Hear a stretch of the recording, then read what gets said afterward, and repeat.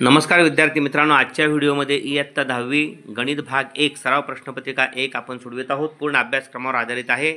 कोल्हापूर जिल्हा मुख्याध्यापक संघाच्या गणित समितीमध्ये याशिवाय एसएससी बोर्डाच्या गणित पेपर सेटिंग असू दे, गणित भाग 1 किंवा गणित भाग 2 असो, त्या ठिकाणी चीफ मॉडरेटर म्हणून काम करणारे, अभ्यासक्रम मंडळामध्ये काम करणारे अशी तज्ज्ञ मंडळी एकत्रित येऊन या ठिकाणी अभ्यासक्रम तयार करत असतात. प्रश्नपत्रिका काढण्याचं उत्कृष्ट काम करत असतात.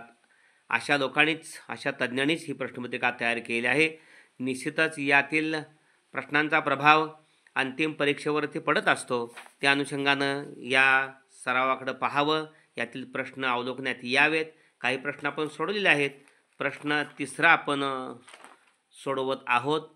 पहिला सोडवलेला आहे. दुसरा, मेसर्स रिअल पेंटने प्रत्येकी ₹2800 करपात्र किमतीचे लस्टर पेंटचे 2 डबे विकले.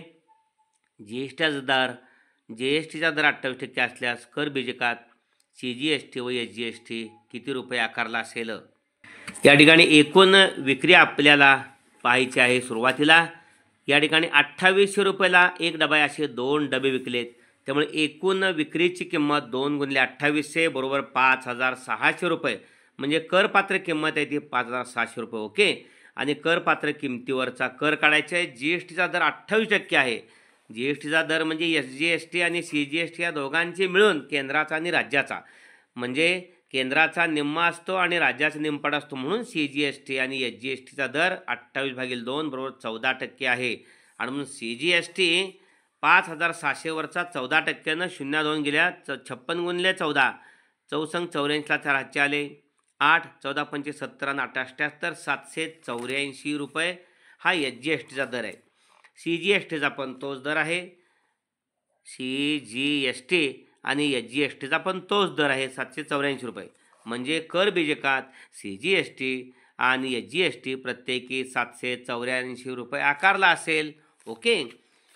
त्यानंतर पुढचा प्रश्न आहे. फुगेवाला 2 लाल, 3 निळे आणि 4 हिरवे अशा रंगीत फुग्यातील एक फुगा प्रणालीला यादृच्छिक पद्धतीने देणार आहे. तर पुढील घटनांची संभाव्यता काढा. एकूण फुगे या ठिकाणी 9 आहेत. 2 लाल आहेत म्हणजे R1 R2 मानले आपण. 3 निळे आहेत म्हणजे B1 B2 B3 मानले आपण. आणि 4 हिरवे G1 G2 G3 G4 मानले म्हणजे 3 2 5 आणि 4 9. या ठिकाणी 9चा हा नमुना अवकाश असेल. समजा एकूण फुग्यातून यादृच्छिक पद्धतीने एक फुगा देणे. या प्रयोगाचा नमुना अवकाश 2 लाल R1 R2, 3 निळे B1 B2 B3, 4 Hirve G1 G2 G3 G4, R for red, B for blue, G for green. Yes बरोबर. महिरप कंसात R1 R2 B1 B2 G1 G2 G3 G4 number of yes 9 आहे ते. Okay. आता घटना ए काय आहे? संभाव्यता काढायची दिली आहे. मिळालेला फुगा लाल असणे. ओके. पुढील घटनेची संभाव्यता. पहिली संभाव्यता मिळालेला फुगा लाल असणे. या घटनेची संभाव्यता काढताना समजा या ठिकाणी घटना ए, मिळालेला फुगा लाल असणे. किती 2 फुगे येते लाल. ए बरोबर R1 R2 म्हणजे नंबर ऑफ ए बरोबर 2. P ऑफ ए घटनेची संभाव्यता P ऑफ ए बरोबर नंबर ऑफ ए भागिले number of S. P of A बरोबर नंबर ऑफ ए 2 छेद नंबर ऑफ एस 9. 2/9 म्हणजे मिळालेला फुगा लाल असण्याची संभाव्यता 2/9 आहे. ओके. आणि त्यानंतर दुसरा आहे मिळालेला फुगा निळा असणे. आता मिळालेला फुगा निळा असणे त्याला आपण घटना बी मांडली. मिळालेला फुगा निळा असणे. निळे 3 फुगे आहेत म्हणजे बी, नमुना अवकाश बीचा, महिरप कंसात B1 B2 B3, number of बी बरोबर 3 म्हणजे P ऑफ बी बरोबर नंबर ऑफ बी भागिले नंबर ऑफ एस बरोबर 3/9. 3 1 3 3 संक्षिप्त 2 P ऑफ बी बरोबर 1/3 म्हणजे मिळालेला फुगा निळा असण्याची संभाव्यता 1/3 आहे. ओके. त्यानंतर पुढील सारणीत विद्यार्थ्यांनी परीक्षा तयारीसाठी दिलेला वेळ दर्शवला आहे. त्यावरून आयतालेख काढा. वेळ मिनिटात आहे. परीक्षा तयारीसाठी दिलेला वेळ 60 ते 80 मिनिटं देणारे विद्यार्थी आहेत 14. 80 ते 100 मिनिटे वेळ देणारे विद्यार्थी आहेत 20. म्हणजे परीक्षेच्या तयारीसाठी 100 ते 120 मिनिटे वेळ देणारे 24 विद्यार्थी आहेत. 120 ते 140 मिनिटे वेळ देणारे 22 विद्यार्थी आहेत. याचा आयतालेख काढताना हा X O X डॅश आलेख काढलेला आहे. Y O Y dash X आणि Y अक्ष या ठिकाणी आपण काढलेले आहेत. या ठिकाणी X अक्षावरती वेळ मिनिटात घेतलेली आहे. सुरुवातीला म्हणजे 60 ते 80, 60, 80, 100 त्याच्या पाठीमागचा एक वर्ग पूर्ण करण्यासाठी 40 घेतले नाही. शेवटी 140च्या पुढे 160 घेतले. म्हणजे या ठिकाणी सुरुवात 60 ते 80, 80 ते 100, 100 ते 120, 120 ते 140 आहे. त्यामुळं 60, 80, 100, 120, 140 सलग वर्ग आहेत. 60 ते 80, 80 ते 100, 100 ते 120, 120 ते 40. त्यामुळं वेळ मिनिटामध्ये घेतलेले एक साक्षावरती आणि इथं लिहिलं आहे प्रमाण एक साक्षावरती 2 सेंटीमीटरला 20 मिनिटे. म्हणजे इथून इथंपर्यंत 1, 2ला 20 आहे, 1, 2ला 20 आहे आणि वाय अक्षावरती 1 सेंटीमीटर बरोबर 2 विद्यार्थी आहेत. 2, 4, 6, 8, 10, 12, 14, 16, 18, 20, 22 आणि 24. या ठिकाणी आयतालेख काढण्यासाठी इथं ही खून केलेली आहे आरंभबिंदूजवळ. एक साक्षावर आरंभबिंदू आणि पहिला वर्ग, हा पहिला वर्ग आणि आरंभबिंदू यामध्ये ही खून केलेली आहे. ही खून या खुणेला अक्ष संकोच असं म्हणायचं किंवा क्रिंग मार्क म्हणायचं. याचा अर्थ आरंभबिंदूपासून पहिल्या वर्गापर्यंत कोणतेही निरीक्षण नाही. कारण 60, 80, 100 इथून वर्ग चाललेले आहेत. 0 पासून 60 पर्यंत वर्ग आहे का? कोणतं निरीक्षण आहे का? नाही. त्यामुळे एक साक्षाची घडी घातल्यासारखी ही खूण आहे. या ठिकाणी आवश्यकता असेल तर वाय अक्षावर, म्हणजे वाय अक्षावरती फारसा प्रसंग येत नाही, एक्स अक्षावरती येतो. पाहूया या ठिकाणी आपण आलेख काढायचा आहे. 60 ते 80 वारंवारता 14 विद्यार्थी संख्या 14 आहे. 60 ते 80 हे 12 आणि इथं 14. ओके.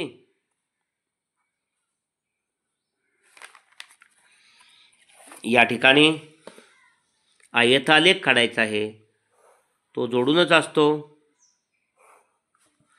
अशा पद्धतीनं हा आयतालेख आपण काढतोय, सलग आहे.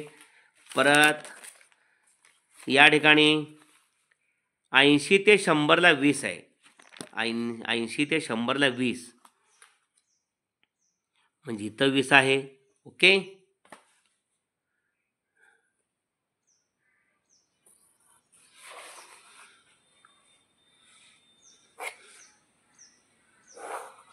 ऐंशी ते 100. त्यानंतर 100 ते 120 24 आहेत विद्यार्थी.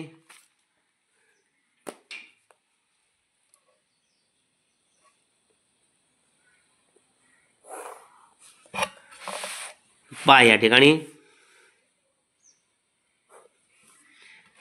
हे 24 आहे. इथं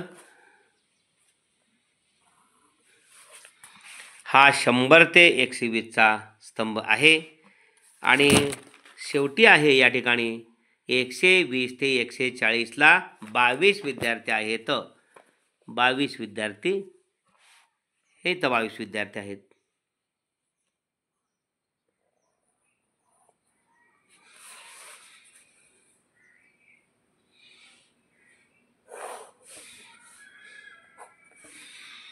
असा हा आयतालेख आपण काढू शकतोय.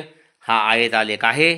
विद्यार्थ्यांनी परीक्षा तयारीसाठी दिलेला वेळ हा एक्स अक्षावरती आहे आणि वाय अक्षावरती तेवढा वेळ देणारे किती विद्यार्थी आहेत? 60 ते 80चे 14 विद्यार्थी आहेत.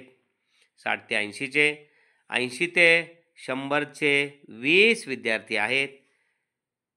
100 ते 120चे 24 विद्यार्थी आहेत आणि 120 ते 140चे 22 विद्यार्थी आहेत. ओके. प्रश्न 4थ्यातला ए आहे. खालीलपैकी कोणते 2 उपप्रश्न सोडा. प्रश्न 4थ्यामध्ये 3 असतात. अत्यंत महत्त्वाचा प्रश्न आहे. 4 गुणांचा एक प्रश्न असतो. 3 पैकी 2 सोडवायचे असतात. या ठिकाणी 2 आपल्याला सुटणारे असतातच आणि हाच प्रश्न आपलं मूल्यांकन अंतिम ठरवत असतो. आपल्याला पैकीच्या पैकी मार्क पडणार आहेत किंवा नाहीत. प्रश्न आहे, एका समद्विभुज त्रिकोणाची परिमिती 24 सेमी आहे.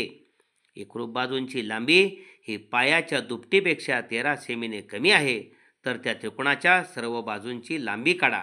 हा प्रश्न समजावून घ्या. हा समद्विभुज त्रिकोण आहे. ए बी आणि ए सी त्याच्या एकरूप बाजू आहेत, x मांडलेल्या आहेत आणि पाया y मांडलेला आहे. मग समद्विभुज त्रिकोणाच्या एकरूप बाजूंची लांबी x सेमी मानू आणि पायाची लांबी y सेमी मानू. पहिल्या अटीनुसार तिन्ही बाजूंची बेरीज एक परिमित दिल्या पहिल्या अटीनुसार तिन्ही बाजूंची बेरीज परिमिती 24 दिल्या x अधिक x अधिक y बरोबर 24 x अधिक x स्वरूपात आहे 2x अधिक y बरोबर 24 हे पहिलं एकसामायिक समीकरण मिळालं. दुसऱ्यामध्ये म्हटलेलं आहे एकरूप बाजूंची लांबी x ही पायाच्या लांबीच्या दुप्पट 2y पायाची लांबी y आहे त्याची दुप्पट 2y आणि 13 कमी म्हणून 2y वजा 13 हेच 2y मागे घेतले x वजा 2y बरोबर वजा 13 मिळालं. हे दुसरं एक सामायिक समीकरण पहिलं 2x अधिक y बरोबर 24 आणि दुसरं x वजा 2y बरोबर वजा 13. या ठिकाणी yला घालवायचं असेल yचं निरसन करायचं असेल तर लक्षात घ्या की पहिल्या समीकरणाला 2y न गुणल्यानंतर इथं 2y आलं 1 आणि 2 ची बेरीज केली की इथं येणारा अधिक 2y आणि इथला वजा 2y असणारा निघून जातोय म्हणून समीकरण 1ला 2 ने गुणू आणि समीकरण 1 व 2 मिळवू. समीकरण 1ला 2 न गुणल्यानंतर काय मिळणार आहे 2x या ठिकाणी 2x अधिक 2y बरोबर 48 केलेलं आहे 2x अधिक 2y बरोबर 48 आणि दुसरं तसंच x वजा 2y बरोबर वजा 13 मिळवायचं आहे 4x 1x 5x अधिक 2 वजा 2y गेले 48 मधनं 13 गेले 35 उरले 5 आणि 3 8 3 1 4 5x बरोबर 35 x बरोबर 5 7 35 x बरोबर 7 ही मिळालेली किंमत समीकरण 1 मध्ये ठेवली. एक काय आहे 2x अधिक y बरोबर 24 पुन्हा मांडायचं x ची किंमत 7 आहे 2 गुणिले 7 अधिक y बरोबर 24 7 दुनी 14 अधिक y बरोबर 24 14 पलीड गेले y बरोबर 24 वजा 14 24 मधनं 14 गेले 10 उरले y बरोबर 10. एकरूप बाजूंची लांबी 7 सेमी आणि पायाची लांबी 10 सेमी. पहा एकरूप बाजूंची लांबी पायाच्या दुपटीपेक्षा 13 कमी आहे की नाही बघा 10ची दुप्पट 13 10ची दुप्पट 20 आणि 20तनं 13 गेले 7 उरले ओके म्हणून एकरूप बाजूंची लांबी 7 सेमी आणि पायाची लांबी 10 सेमी आहे. म्हणून त्या त्रिकोणाच्या बाजू 7 सेमी व 10 सेमी आहेत ओके. परिमिती 24 दिल्या प्रश्नामध्ये तिघांची परिमिती 24 दिली आहे त्यामुळं 7 आणि 7 14 24 सेमी परिमिती येते म्हणजे आपण सोडलेलं उदाहरण अगदी बरोबर आहे. अशा पद्धतीने हा व्हिडिओ आपण जरूर लाईक करा चॅनल सबस्क्राईब केलं नसेल आपण नवीन असाल तर सबस्क्राईब करा आणि आपल्या विद्यार्थ्यांच्या गुणवत्ता वाढीसाठी शेअरही करा. काही सूचना असतील तर कमेंट बॉक्समध्ये द्या. आपल्यासाठी घेत असलेला त्रास हा केवळ आपल्यासाठी आहे त्यामुळं प्रोत्साहन कमेंट बॉक्समध्ये आम्हास मिळालं तर अधिक जोमानं काम करायला संधी मिळेल उत्साह येईल. धन्यवाद.